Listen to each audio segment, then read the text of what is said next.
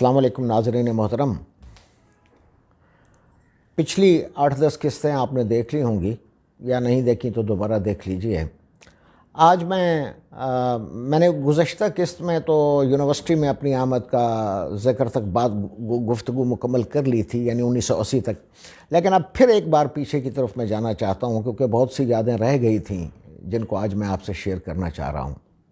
मैं 1976 से 1979 यानी 1979 के अवाखिर तक गवर्नमेंट पॉलीटेक्निक इंस्टीट्यूट कोयटा में ही इंस्ट्रक्टर था और उस दौरान की बहुत सी यादें हैं। मैंने जब पॉलीटेक्निक 76 में ज्वाइन किया तो वहाँ तालीमी सूरत हाल तो कोई बहुत ज़्यादा अच्छी नहीं थी, बल्कि अलबत्ता सियासी माहौल बड़ा गरम और पुरजोश था। तलबा तंजीमें भी थीं जो अपनी बातें मनवाना चाहती थीं और असातिज़ा में भी बड़ी ग्रुपिंग थी। पहले तो एक कर्नल अफजल साहब जो रिटायर्ड थे वो प्रिंसिपल थे, और लेकिन वो चंद माह के बाद ही उनके ख़िलाफ़ भी हड़तालें हुई, वो चले गए। फिर एक प्रोफेसर थे बहुत पुराने जिनके बहुत से शागिर्द होंगे, वो कॉलेज साइड के थे, प्रोफेसर अब्दुल अजीज़ मलिक साहब, वो प्रिंसिपल बनकर आ गए। और उसके बाद एक नौजवान प्रिंसिपल जो पॉलीटेक्निक का मुस्तकिल उस्ताद थे, मसूद कुरैशी, उनको चार्ज दे दिया गया। तो इस दौरान तलबा तंजीमों के साथ साथ असातिज़ा ने भी एक तंजीम बना ली और मैं उस तंजीम का जनरल सेक्रेटरी था। बदकिस्मती से मेरा प्रिंसिपल के साथ ताल्लुकात बहुत अच्छे थे, लेकिन वो जो दूसरे असातिज़ा थे उन्होंने मुझे अपने साथ मिलाकर बिला वजह उनके ख़िलाफ़ कर लिया और इसके मुझे बहुत सा खमियाजा भी भुगतना पड़ा। खैर ये मौजू नहीं है, ये सिर्फ उस ज़माने की बात मैं कर रहा हूँ कि पॉलीटेक्निक सियासत का एक गढ़ था, उसमें तलबा की तंजीमें भी थीं और असातिज़ा की तंजीम भी थी और बहुत से मामलात, हड़तालें और झगड़े और इस किस्म की चीज़ें होती रहती थीं।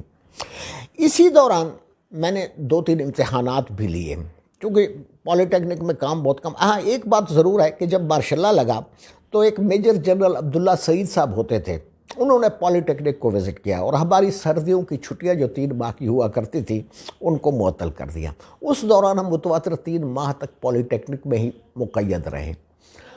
खैर ये भी एक बात थी। इस दौरान मैंने तकरीबन 3 मरतबा board of intermediate and secondary education, जो उस वक्त बलूचिस्तान में नया नया कायम हुआ था, उसकी तरफ से मुझे सुपरडेंट लगा दिया गया। चुनांचे मैट्रिक का इम्तिहान था, लेकिन उस वक्त सूरत हाल अभी तक इतनी बिगड़ी नहीं थी। यानी नकल का एक दौर बाद में आया जिसमें तलबा ज़बरदस्ती नकल करते रहे, लेकिन उस वक्त तक ये पोजीशन थी कि उस इम्तिहान में भी अगर कोई तालिब इल्म नकल करते हुए पकड़ा जाता था तो मैं बड़ी आसानी से उसका वो क्वेश्चन काट दिया करता था। लेकिन केस बनाने का मामला, अनफेयर मीन केस बनाने का मामलात उस वक्त तक भी नहीं थे। यानी वो ज़रूरत ही नहीं होती थी कि किसी का अनफेयर मीन केस बनाया जाए। अलबत्ता इस कदर था कि वो बच्चे बर्दाश्त कर लेते थे कि अगर उनका कोई सवाल करास कर देते थे और नकल पकड़ लेते थे।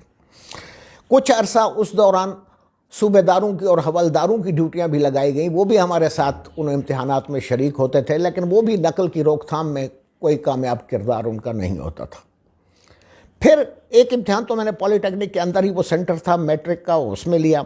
दूसरी बार मुझे उस ज़माने में मैं आपको बताऊं कि board of intermediate and secondary education जो वहाँ कायम हुआ, उसके चेयरमैन मारूफ मौर्रख और दरबार कलात में वो शायद वज़ीर या मशीर भी रहे थे और अभी भी माशाअल्लाह मेरे ख्याल में वो ज़िंदा हैं, नसीर खान अहमद ज़ई साहब। उन्होंने बहुत सी किताबें भी लिखी हैं, बल्कि उन्होंने तारीख़ बलूचिस्तान के कुछ नए माखज़ भी दरियाफ़्त किए हैं जिनमें तारीख़ मरदूख और कुर्दगाल नामक वग़ैरह हैं, और वो बिल्कुल एक नई थ्योरी बलोच तारीख़ के बारे में लेकर आए हैं।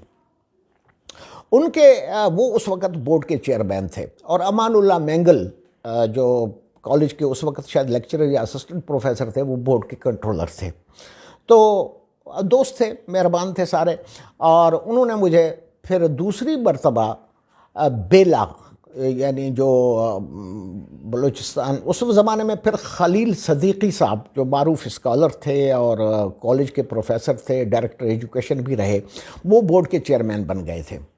تو انہوں نے مجھے بیلا میٹرک کا امتحان لینے کے لیے بھیج دیا. اب بیلا کا میں آپ کو بتاؤں کہ اس زمانے میں جانے کا کوئی ایسا آسان راستہ نہیں تھا. میں بولان میل جو کوئٹہ سے کراچی جاتی تھی اس میں بیٹھا. اچھا کمال یہ کیا کہ بورڈ والوں نے کہ تمام کوسچن پیپرز کے بنڈل اور آنسر شیٹس کے بنڈل دونوں اٹھا کر میرے ہاتھ میں دے دیے اور کہا کہ آپ خود لے جائیں اور خود اس کی حفاظت کا بندوبست کریں. تو میں بڑا گھبرایا ہوا سا، بڑا ڈرا ہوا سا کہ کہیں یہ مجھ سے گم نہ ہو جائیں یا راستے میں کہیں چوری نہ ہو جائیں. ان کو اٹھا کر میں بولان میل سے پہلے کراچی گیا. پھر کراچی سے میں نے، اس زمانے میں بڑی بسیں چلا کرتی تھیں، ان کے ذریعے سے میں بیلا پہنچا. وہاں گورنمنٹ ہائی اسکول سینٹر تھا. وہاں ہیڈ ماسٹر صاحب نے مجھے ایک کمرہ دے دیا، پرچے بھی وہیں رکھ دیے گئے، بنڈل بھی وہیں رکھ دیے گئے اور امتحانات شروع ہو گئے. بیلا کے لوگوں کے میں آپ کو بتاؤں کہ بیلا ویسے ڈسٹرکٹ لسبیلا کا ہیڈ کوارٹر تو نہیں ہے، ہیڈ کوارٹر تو اتھل ہے، لیکن بیلا خاصا ترقی یافتہ چھوٹا سا شہر تھا. جام آف لسبیلا جو جام کمال صاحب ہیں، اس وقت تو ان کے دادا ہوا کرتے تھے جام عبد القادر، ان کا ہیڈ کوارٹر بیلا ہی ہے، لیکن ڈسٹرکٹ کا ہیڈ کوارٹر اتھل ہے. تو اس علاقے میں نے دیکھا کہ وہاں زبان بھی ذرا مختلف تھی. لاسی زبان جو وہاں بولی جاتی ہے وہ کچھ سرائکی اور سندھی سے ملتی جلتی زبان ہے، اور انتہائی شریف لوگ اور انتہائی بھلے مانس لوگ.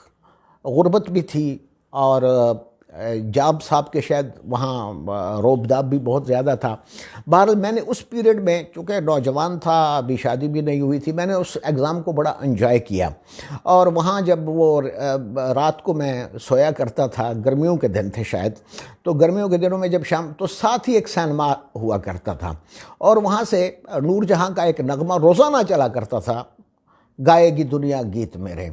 یہ نغمہ جب چلتا تھا اور رات کا ٹائم اور اوپر چاندنی ہوا کرتی تھی، تو وہ راتیں بھی مجھے میری یادوں میں بڑی لطف اندوز یادیں ہیں. بہرحال وہاں سے امتحان لے کر تو میں بخیر و عافیت واپس آیا. پھر اسی پولی ٹیکنک کے زمانے میں ایک دوسرا امتحان لینے کے لیے میں خزدار گیا. یہ اس زمانے میں خزدار بھی جانے میں جو ہے یہ ویگنیں جو ہوتی ہیں، جن کو وہاں منی بسیں کہا جاتا ہے، اس منی بس میں کوئی کچا راستہ تھا، کوئی 6 گھنٹے کا سفر ہوا کرتا تھا کوئٹہ سے خزدار تک کا. ابھی تک یہ RCD شاہراہ جو کوئٹہ کراچی کھلی ہے اور جس پر شاندار بسیں چل رہی ہیں، یہ اس وقت نہیں تھی، یہ بہت لیٹ بنی ہے. تو خزدار تقریباً 6 گھنٹے کا سفر منی بس میں.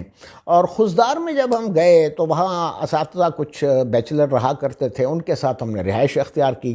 اور وہاں وہ BA کا امتحان تھا، اس میں میں ڈپٹی سپرڈنٹ تھا، اور سپرڈنٹ ایک راجہ نثار صاحب ہوا کرتے تھے جو کسی ہائی اسکول کے سینئر ہیڈ ماسٹر تھے، وہ سپرڈنٹ تھے. میں چونکہ اس وقت پولی ٹیکنک کا انسٹرکٹر تھا، 16 گریڈ میں تھا، اس لیے مجھے ڈپٹی سپرڈنٹ لگایا گیا. BA کا ایگزام تھا. اتفاق کی بات دیکھیے کہ پہلا پرچہ تو خیر ٹھیک ہو گیا، وہ اسلامیات کا تھا شاید. دوسرا پرچہ جو انگریزی کا تھا، اس میں سپرڈنٹ صاحب نے بہت زیادہ سختی کر دی، اور ابھی پرچہ شروع ہوئے 15-20 منٹ یا آدھا گھنٹہ بھی نہ ہوا ہوگا کہ تمام جو طالب علم تھے یا وہ امیدوار تھے، ان کے قلم رک گئے. اب اس حالت میں ایک بہت ان کے چہروں پہ ایک عجیب سا تاثر ابھر آیا کہ جیسے ابھی کچھ ہونے والا ہے. چنانچہ وہی ہوا، جیسے ہی کسی بچے نے کوئی پرچہ ورچہ نکالا نقل کے لیے، تو سپرڈنٹ صاحب نے اس کو پکڑا، اور پکڑتے ہی تمام طالب علموں نے اٹھ کر سپرڈنٹ صاحب کو پیٹنا شروع کر دیا. خیر یہ تو بڑی عجیب، میں نے ان کو چھڑانے کی کچھ کوشش کی، کچھ بچانے کی کوشش کی، لیکن اتنے زیادہ طالب علم تھے، پورا حال بھرا ہوا تھا، اور وہ سب کے سب مل کر وہ بھی لڑتے رہے. بڑے بہادر آدمی تھے، لڑتے رہے بچوں سے، لیکن انہوں نے شکست نہیں ماری. لیکن بچوں نے بھی ایسا رویہ اختیار کیا کہ مجھے بہت تکلیف ہوئی. میں بھاگ کر گیا پرنسپل کو، میں نے بتایا کہ بھائی ایسی صورت حال ہو گئی ہے. لیکن اس پر کوئی ایکشن نہیں ہوا، بلکہ الٹا ان سپرنٹینڈنٹ صاحب کے خلاف یہ بات ہونے لگی کہ جی آپ کو تو امتحان لینا ہی نہیں آتا۔ ڈپٹی کمشنر صاحب نے بھی ایسا ہی کوئی تاثرات بیان کیے کہ جی آپ نے تو نظم و ضبط کی صورتحال خراب کر دی ہے وغیرہ وغیرہ۔ یہ صورتحال، یہ دو امتحانات میری زندگی میں بڑے یادگار ہیں جو میں نے پولی ٹیکنک کے زمانے میں لیے۔ اور یہ میں نے دیکھا کہ خضدار کا ماحول، خضدار میں ایک پکوڑا چوک تھا جہاں ہم شام کو جایا کرتے تھے، میں نے تو وہاں بڑے آرام سے، اور ان لیکچرز جو وہاں رہتے تھے ان کے ساتھ رہ کر اس زمانے میں میرے بہت سے اچھے دوست بھی بنے، اور ہم نے وہ 20-25 دن کا امتحان جو تھا وہ توان و کرہن کسی نہ کسی طرح بہرحال مکمل کیا اور اس کے بعد واپس لوٹ آئے۔ یہ اس زمانے کی یادیں ہیں جب میں پولی ٹیکنک میں تھا۔ انشاءاللہ اگلی قسط میں پھر مزید کچھ باتیں میں بیان کروں گا اور پھر یونیورسٹی کے معاملات بھی سامنے لاؤں گا۔ اجازت دیجیے، اللہ حافظ۔